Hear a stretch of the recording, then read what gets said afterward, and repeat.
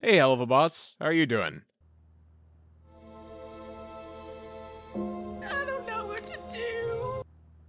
Jesus Christ. So I've been debating with myself for a while now on whether or not I should make a new Helluva boss video, and that's mostly because I just hate making sequel videos if they can't work on their own. Like, if there's nothing new for me to add, what's the point in updating my thoughts? And if there was ever a show I thought that couldn't be more true for, it was Helluva Boss, since, like, as someone who's kept up with that show for over 2 years now following my initial review, since I guess I just have the TV version of Stockholm Syndrome, I can tell you point blank that it's gotten worse. I'd probably stop taking my normal pills if I couldn't do that, but for the longest time, I just didn't feel like there was any reason for me to say why in a video, since they're, well, the exact same reasons I had in my first video. It's always switching focus, there's uneven character writing, it likes to throw everything else to the side for the sake of toxic bird yaoi. You know, it's actually kind of scary just how consistent the show's been in its inconsistency, which, hey, I guess that could be a pretentious essay unto itself, but I don't know. Helluva Boss makes me feel like I'm living in a boring Twilight episode, hasn't got the best ring to it. And also, honestly, I can't say it's all that boring either, since, I mean, yeah, it's been on a downward spiral for years, but it's the fun type of spiral, the kind where after a while you just sort of have to give in to the madness and accept it on its terms if you want to keep your sanity.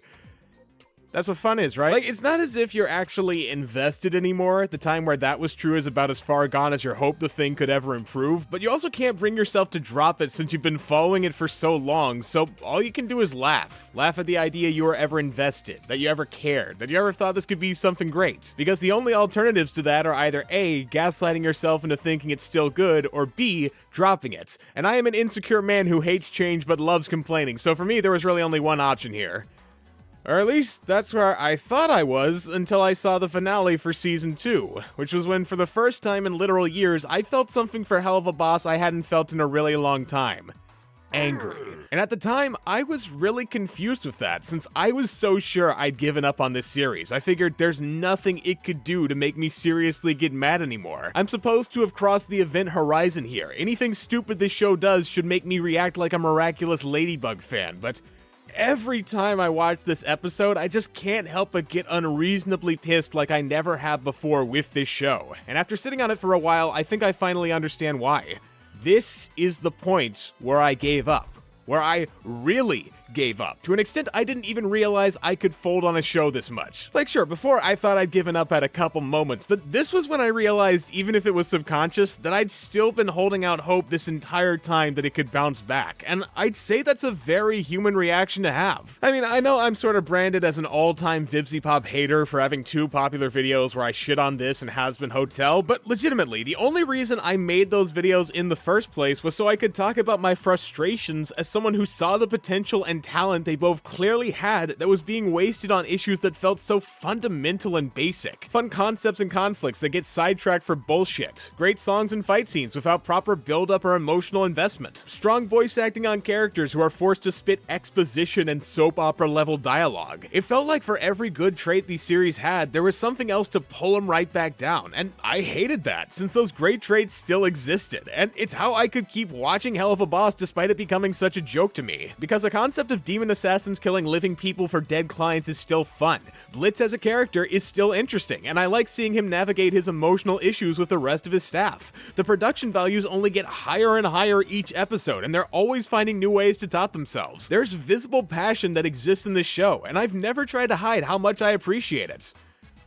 But just like you can feel the passion for something on the screen, you can also feel it when there's apathy. And the more I watched Helluva Boss, especially going into Season 2, the more apathy started showing. Like, believe it or not, at least initially, I didn't have a problem with us getting more focus on Blitz's relationship with Stolas, since up through episode 7 of Season 1, it felt like it naturally overlapped with the rest of the premise. No, the point where it started getting annoying for me was when it unnaturally overtook the rest of the story without even attempting to balance it through planning. When characters who used to be staples just barely appeared for episodes at a time. When retcons so big started happening, they contradicted the major info that was already established. Things that told me there wasn't as much care put into it as there used to be. And so, for me to look at this finale and say it just bricked my senses so badly it made me snap out of a trance to see there's no light at the end of this tunnel, that it's just a deep, dark crevice, and if I keep following it under this mask of irony, I'm gonna wind up face first in that upside down splunker position, that must mean the apathy levels at play here are off the fucking scale. And keep in mind, when I say apathy, I'm not talking about laziness. It's not as simple as that. And I'm not trying to say the people working on this don't care about the show. I know that won't stop comments saying I do, but I guess a better way to put it is there's a lack of impulse control. The type of control that helps keep you from doing things that might feel right in the moment, but just show that in the long term, you haven't thought any of this through.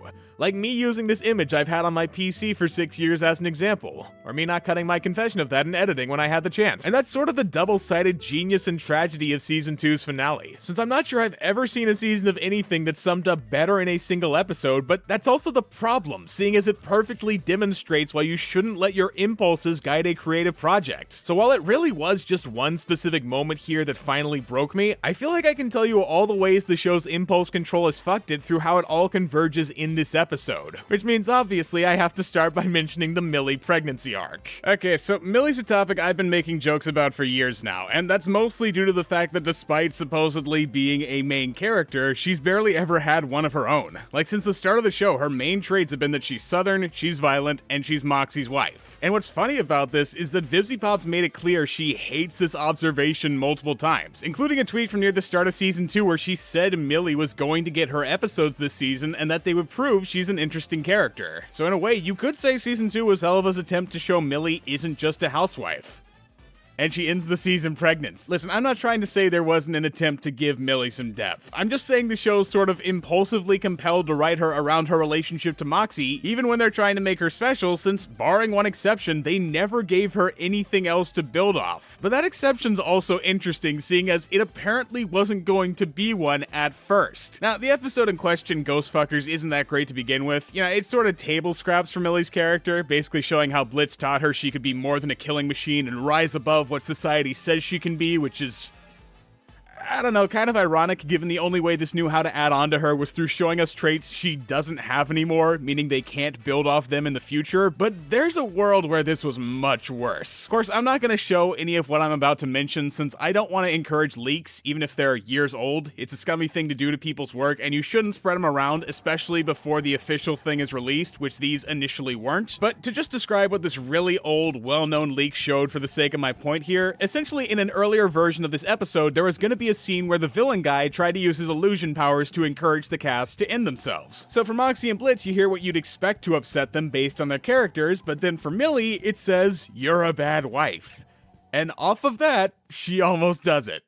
Damn. And look, this isn't to shame the writers or anything after they changed it. I don't know if that had anything to do with the backlash it got. Maybe they were already in the process of redoing it. Animation is a lengthy process, but it does help establish to me that at the least, even during the one time Millie gets something, there was an impulsivity to imply her whole character is being Moxie's wife since they have nothing else to draw from. And though they fixed it here, that impulsiveness just kind of gets reinforced when they tried to give her depth again and reveal she's pregnant. Because seriously, what's more of a signifier that your girl character is defined by who she's with than giving her a pregnancy arc? You're immobilizing her with the guy's kid. It's only expanding her character in the most literal sense of the word. Maybe it could have done something different if it thought ahead about giving her, well, anything, but impulsively the show thought of her as Moxie's wife, and because of its impulse to follow whatever it thinks it wants to do, it forgot to give her anything new to build on before this episode. So when trying to make her relevant again in some way,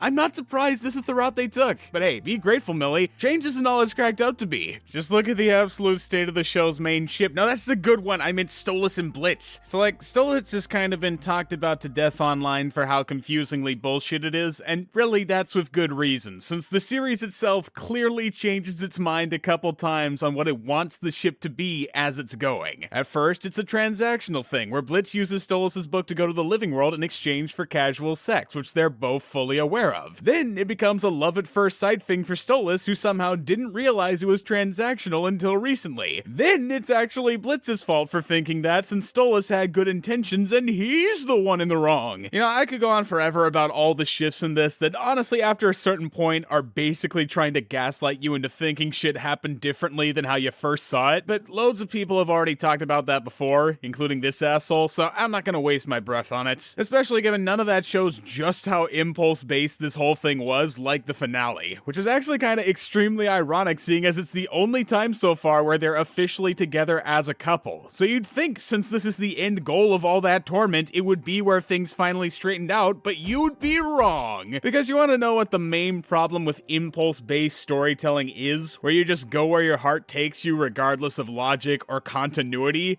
You don't always have the ending thought out, since if you aren't planning how things will connect going from one event to the next, what are the chances you've planned how it comes together? And that's what Stolas is, since for so long we've been on this rocky back road of them going back and forth on whether or not they'll be together because the show wants the journey to feel worth it and assumes that means throwing in conflicts to extend it. But now that we're finally here, it's clear they were so focused on that journey feeling worth it, they never thought to answer the question of why is this worth it? Or to put it another way, why do they love each other? That should be a simple enough question to answer, right? Why do they love each other? After all, this relationship is the main focus of 6 of the 12 episodes this season, and one of the first things pretty much anything establishes in a romance is what makes them work, so why do Stolas and Blitz want to get together? I mean, we know the circumstances of how it happened. Stolas was in a broken marriage with, oh no, we'll get to you later, while Blitz needed a way to the human realm, so they struck up this deal fraught with misunderstandings and drama that gets way more complicated when it's shown they seem to have genuine feelings. I get the setup. But what's the justification? What do these two see in each other that makes them think, you know what? I want to make this toxic yaoi official. Looking at context clues, we know Stolas fell at first sight for Blitz watching him perform in a circus, and part of why he liked the sex is because Blitz was technically his first friend. Whereas with Blitz, we know he isn't sure how to handle a serious relationship from being hurt so many times, despite clearly wanting it from Stolas.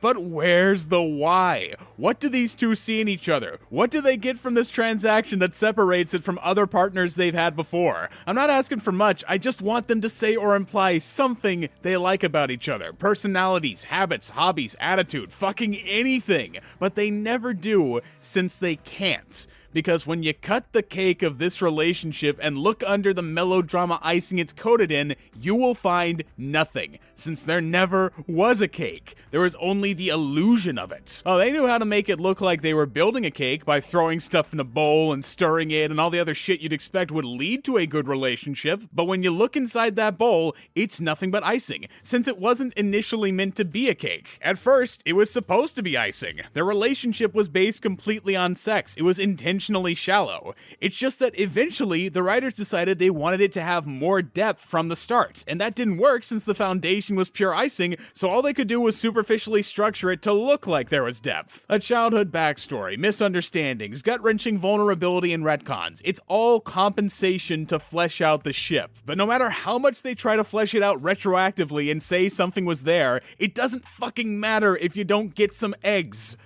Since you need eggs for a cake. The point is, you can't make a cake without cake materials, and you can't build a relationship without establishing why they should be in one. And this episode tells us exactly why that is, since theoretically, it's the perfect opportunity to show what their relationship's about. I mean, not like they didn't have opportunities all over season 2 that got sidetracked for the drama, but at this point, that's all over. Or at the least, it's gone for the moment. I honestly wouldn't hold my breath on it lasting, but look, they've been through hell. They're finally together, and so now we can get a full episode about them being together. And it sucks, because when you take away the icing, you just have an empty plate. I.e., it's boring. They don't have chemistry, they don't have nuance, they don't have the $5 they owe me. They just changed their Facebook status from "it's complicated" to "in a relationship." And so for this episode, they do typical couple things, since what else are they gonna do? They're a couple, they need to couple it up. So boom, we get a bonding montage. We see them pick each other up when they're at their lowest. We watch them dance outside a party while the sweet twinge of moonlight illuminates their happiness. It's nothing. For over 3 years now, they've been impulsively shifting the focus away from the actual premise to dangle this carrot of a relationship, and in the end, when they finally get together after all that rockiness, it just proved there really was nothing there to back it up. Oh, hi, Stolas' family drama. Alright, no, but seriously, I know I just spent a while bitching about the romance, so you'd probably think that's what I ended up being the most disappointed by, but joke's on you, I've got way more bitching to do. Really though, to me, the main thing that made the romance interesting at all, for lack of something else to make it engaging, was how it affected Stolas' relationship with his family and status, since the show makes it a point early on that Stolas isn't supposed to be doing this for whatever ambiguous thing it could do to him. And on top of that, there's also the impact it's having on his wife and daughter, which was a detail I kinda loved for how it recontextualized this already shady as hell morality of his and Blitz's relationship to include seeming innocence. Now, I'm not gonna complain about Stella's sudden shift into cartoon villainy for how quote-unquote contradictory it is, since there were always signs their relationship was toxic, but I do want to complain about how with this impulsive shift to make Stolas more justified in cheating on her with Blitz, it led to her being a complete joke of a character that destroys any actual tension she could have created if she were a bit more down to earth. See, like, we don't get that much from Stella in season 1. In fact, I'm pretty sure we only ever get the scenes where she yells at him for the affair and then puts a hit out on him, which, you know, doesn't give her the best impression starting out, but I think what obviously sets this version apart from season 2 is that her reactions may be over the top, but they still feel genuine. Like, there's at least the implication that Stolas seriously hurt her, and that implication went a long way in making her attempts at revenge feel like they deserve to be taken seriously since her emotions were real. But with this sudden turn into ho ho ho, I'm Sergeant Mega Cunt, I deserve no sympathy for the sake of Stolas' woobification, from then on I couldn't take any of the shit she did earnestly, since the show couldn't either. Because if they ever did go back to acknowledging Stella's feelings or even anything about her as genuine, that would take away from their impulse decision to make Stolas seem less bad by any means necessary. So she's never genuine. From the start of season 2 onward, she's just a big, dumb, barely one-dimensional villain. So when the series still gives her this plan to ruin everything for Stolas and get Via on her side in the process, it just doesn't track for me as being plausible or like he's really in danger. Maybe I'd have given this a chance if it was the original Stella, and who knows, maybe this was always something she was supposed to do, but since this season needs her to lack depth for this revision to work, all it reads like is the Amoeba Boys thinking they can take over the world. But fuck, then again, at least when the Amoeba Boys succeeded, it was obviously an accident. I do not have a clue how Stella and her equally dumb brother's plan worked at all, besides the script saying, that's what needs to happen. Like, if we want to get down to brass tacks, I guess Stolas losing everything came down to a bunch of coincidences that lined up in Stella's favor, but there's no way to explain how Via can be anywhere close to her side in the finale when she starts the episode going like, look at how evil I am for keeping him from calling you. I'm such a bitch. It's just another example of how there was no thought put into how changing her so much would end up affecting shit. And it goes twice as hard here since Via's one of the few things they didn't change, which with everything changed around her by now was just as thoughtless. You know, Via's character worked in a very specific context, and that was the context where, at least on the surface, it looked like her parents at one point had a decent marriage. So for her, when she sees Stolas start messing around with an imp that he seems to value over her and her mom, who,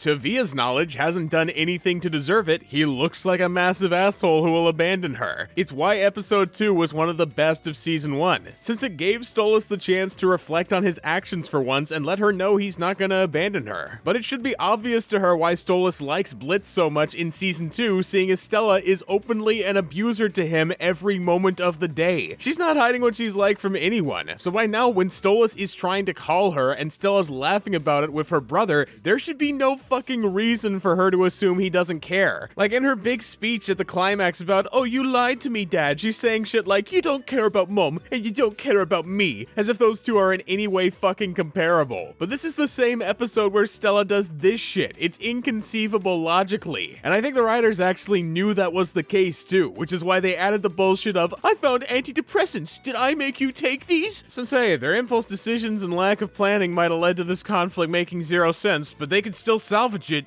if they just make Via the villain. Jeez, was this really the best the staff could do to justify the conflict? What, they couldn't see any options after backing themselves into a corner and figured, fuck it, Via's a teenager, she's got emotions and shit, let's make her a victim blamer, people will get over it. Honestly, how am I supposed to take this seriously? It's like the writers did everything they could to avoid facing the consequences of their unplanned actions and changes. And that actually brings me to the moment where everything broke for me, since it revolves around consequences. But I don't mean that in the traditional sense of if you knock down that one domino, it's gonna lead to the other one falling too. No, when I say consequence, I'm talking about how if you knock that domino over, there's no way to stop it from falling.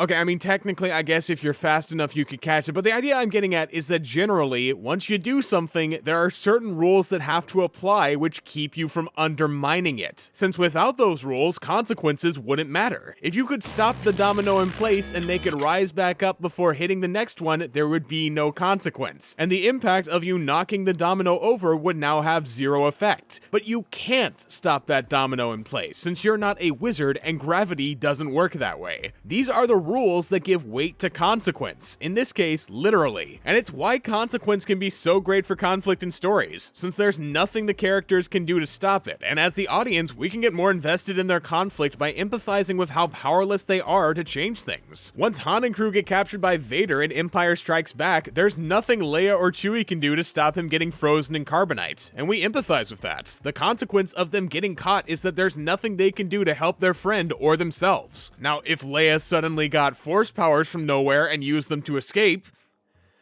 crazy thought, that would make the consequence and thereby the scene meaningless, maybe even really fucking annoying, since it takes the rules we think are in place and throws them out the window for a bullshit moment of, yeah, it feels good for them to get out, but that scene doesn't do that, so it's one of the most memorable moments in the whole franchise, because internally people might think they want them to escape, but on a meta level, it's the frustration of them not being able to that gives the scene its power. You know there's no way out for them, so that makes it that much more gut-wrenching. Anyway, here's the moment I gave up on Helluva Boss.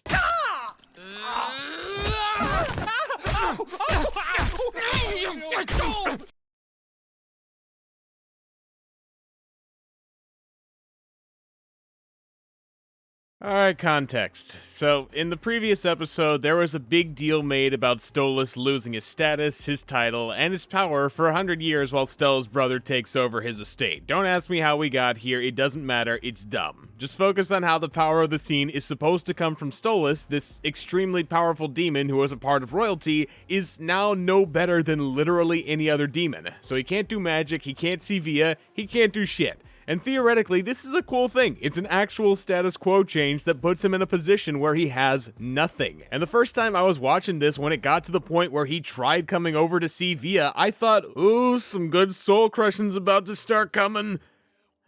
I mean, it's not like that didn't happen. So Stolas walks up to Androlphus and he's talking shit, being the cardboard cutout of a character he is, and this is when Stolas goes for the punch. So here's Stolas, completely powerless, throwing a punch at a guy who's, according to the stupid hierarchy chart they never mentioned, one level below the 7 deadly sins. If the basic rules that give consequence meaning here are still active, this shouldn't even land. But it does. And then he throws him on the ground. And then he gets 10 more hits in. And then he waits. And then he smashes a statue on him. I can't tell you how much hate I have for this scene. It almost kind of baffles me just how much I can't stand it. The way it disregards all the info it's given us. The way it doesn't just break the rules of consequence but lingers on them. It makes you feel how bullshit this is for the 17 seconds it goes on for. And the worst part is I know exactly where it's coming from. I said it before. When these types of scenes happen, a lot of the time people will think to themselves, man, if only Han could beat Vader up and kick him in the balls. And that's a natural response to have. It's what the storytellers are going for. But the scene only has that power if you don't give them the satisfaction. It doesn't matter if after this Androlphus gets back up, which he does. There's no having your cake and eating it too here. You broke the rules. And it'd be one thing if it was like a quick unexpected punch followed by instant regret, your regular Star-Lord punching Thanos because he's angry lets him escape moment, but this isn't that. Your impulse wouldn't be satisfied with that. You needed to have him really get the shit kicked out of him since he's so hateable you just want to punch him. And sure, you know you shouldn't be able to, but you're the writer. Anything you say goes. So give it to him. Give the people what they want. And that's why I hate it most of all. Not just because it breaks the rules and takes away all the investment and goes on for way too long. It's easy.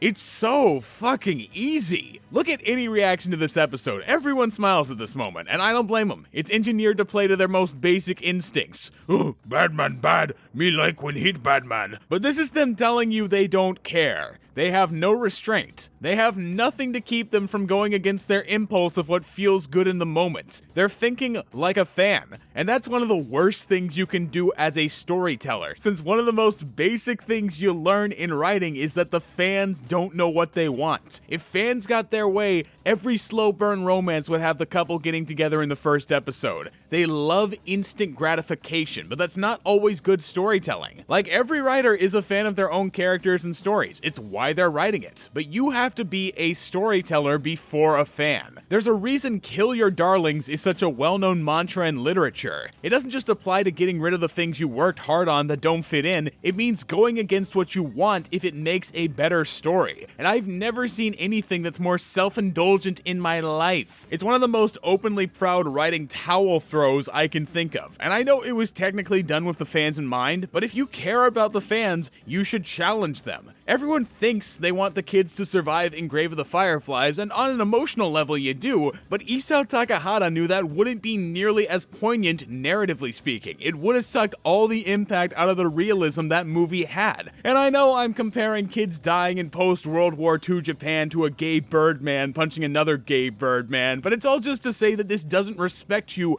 as a viewer. It might think it's helping by giving you what you think you want, but really it's the kind of indulgence parents do that gets their kids on My 600-Pound Life. And I am not eating the 10 pounds of Big Macs, Mom. Give me a salad.